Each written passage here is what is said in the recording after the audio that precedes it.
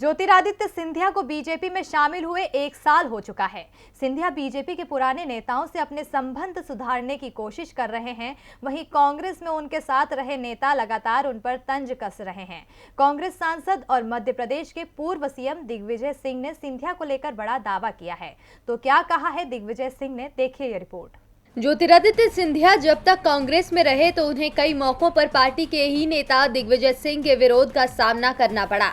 दावा तो यहां तक किया गया कि 2018 में विधानसभा चुनावों के बाद जब मध्य प्रदेश में कांग्रेस की सरकार बनी तो दिग्विजय सिंह के कारण ही सिंधिया सीएम बनने से चूक गए थे और अब 2020 में मध्य प्रदेश में राज्यसभा चुनाव का मौका आया तो दिग्विजय सिंह के कारण ही सिंधिया को कांग्रेस की ओर से प्रथम वरीयता वाला उम्मीदवार बनाने का आश्वासन नहीं दिया गया, उन्हें दूसरे नंबर पर रखा गया। पहले नंबर पर दिग्विजय सिंह का नाम शामिल था। बाद में सिंधिया ने ये कहते हुए कांग्रेस छोड़ दी कि उन्हें सम्मान नहीं मिल रहा है और वो बीजेपी में शामिल हो गए।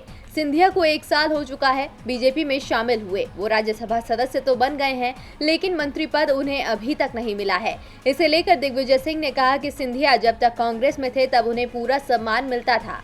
दिग्विजय सिंह ने कहा कि ज्योतिरादित्य सिंधिया राज्यसभा में नरेंद्र मोदी की तारीफ कर रहे थे, तभी मेरा मौका आया तो मैंने कहा महाराज जय हो आपकी। आप जितने अच्छे ढंग से पहले कांग्रेस का समर्थन करते थे उतना ही आज भाजपा का कर रहे हैं। ज्योतिरादित्य ने कांग्रेस से राजनीति की शुरुआत की।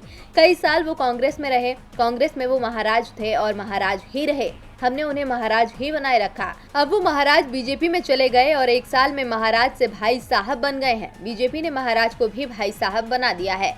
साफ है कि दिग्विजय सिंह सिंधिया के उस दावे पर सवाल खड़े कर रहे थे जिसमें उन्होंने कहा था कि कांग्रेस में नहीं बीजेपी में उन्हें सम्मान मिलेगा।